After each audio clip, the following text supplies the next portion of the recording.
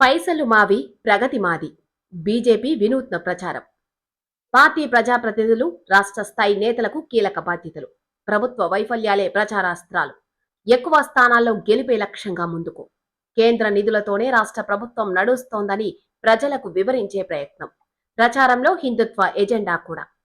Municipal ఎన్నికల్లో ఒకవైపు BRS, మరోవైపు కాంగ్రెస్ నేతలు బీజేపీపై ఘాటైన విమర్శలు, ఆరోపణలు చేస్తోంటే వాటిని తిప్పికొట్టేందుకు అదే స్థాయిలో సరికొత్త ప్రచార ఎత్తుగడను సరళిని ఎంచుకుంది. మాకు అవకాశం ఇవ్వాలని ప్రజలను వేడుకుంటోంది.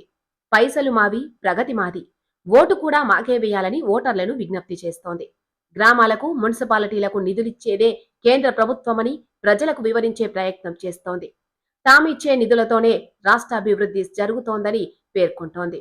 Save Telangana, vote for BJP అనే సరికొత్త నినాదంతో ఎన్నికల బరిలో తమ సత్తా ఎంతో తేల్చుకునేందుకు రాష్ట్ర నాయకత్వం ఆపసోపాలు పడుతోంది.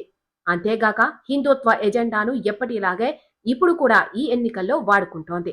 దీని ప్రభావం ఉత్తర తెలంగాణ ఫలితాలపై ఎక్కువగానే చూపిస్తుందని రాజకీయ విశ్లేషకులు అభిప్రాయం వ్యక్తం చేస్తున్నారు. ఇక 50% పైగా స్థానాలే లక్ష్యంగా. 7 కార్పొరేషన్లు, 116 మున్సిపాలిటీల్లో 2996 వార్డుల్లో 50% పైగా స్థానాలను టార్గెట్ గా పెట్టుకుని బీజేపీ బరిలోకి దిగింది.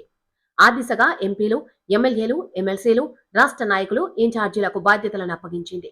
గతంలో ఎన్నడూ లేనంతగా ఈ ఎన్నికలను బీజేపీ సీరియస్ గా తీసుకుంది. ఈ ఎన్నికల ఫలితాలే తర్వాత జరిగే జీహెచ్ఎంసీ ఎన్నికలపై, ఆ తర్వాత జరిగే అసెంబ్లీ ఫలితాలపై పడతాయి.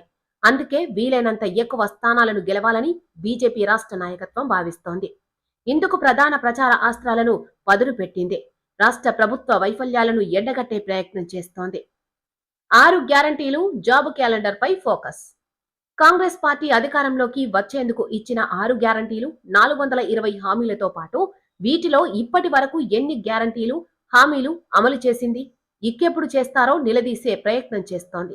ఉద్యోగ నోటిఫికేషన్లు, జాబ్ క్యాలెండర్లు, ఉద్యోగులకు ఇవ్వాల్సిన పెండింగ్ బిల్లులు తదితర అంశాలపై మాట్లాడుతూ ఓటర్లను ఆలోచింపజేస్తోంది.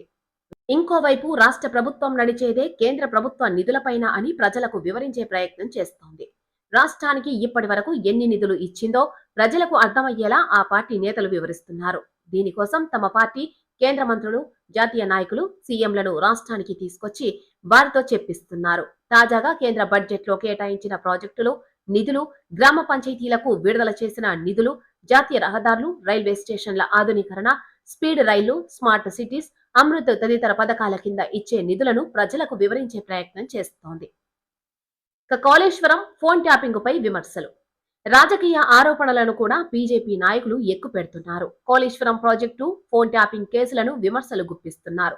కాళేశ్వరంలో అవినీతి జరిగిందంటోన్న సీఎం రేవంత్ రెడ్డి మరి కేసీఆర్ ను ఎందుకు అరెస్టు చేయడం లేదో చెప్పాలని నిలదీస్తున్నారు. అధికారంలోకి వచ్చిన వెంటనే అరెస్టు చేస్తామని చెప్పిన రేవంత్ రెడ్డి ఇప్పుడు ఎందుకు చర్యలు తీసుకోవడం లేదు అనే చర్చను ప్రజల్లోకి తీసుకెళ్తున్నారు. ఫోన్ ట్యాపింగ్ కేసు అంశంలోనూ బీఆర్ఎస్ నేతలను కాంగ్రెస్ కాపాడుతోందని విమర్శలను బీజేపీ నేతలు జనంలోకి తీసుకెళ్తున్నారు. ఓటర్లను ఆలోచింపజేసేలా బీజేపీ నాయకుల విమర్శలుంటున్నాయి.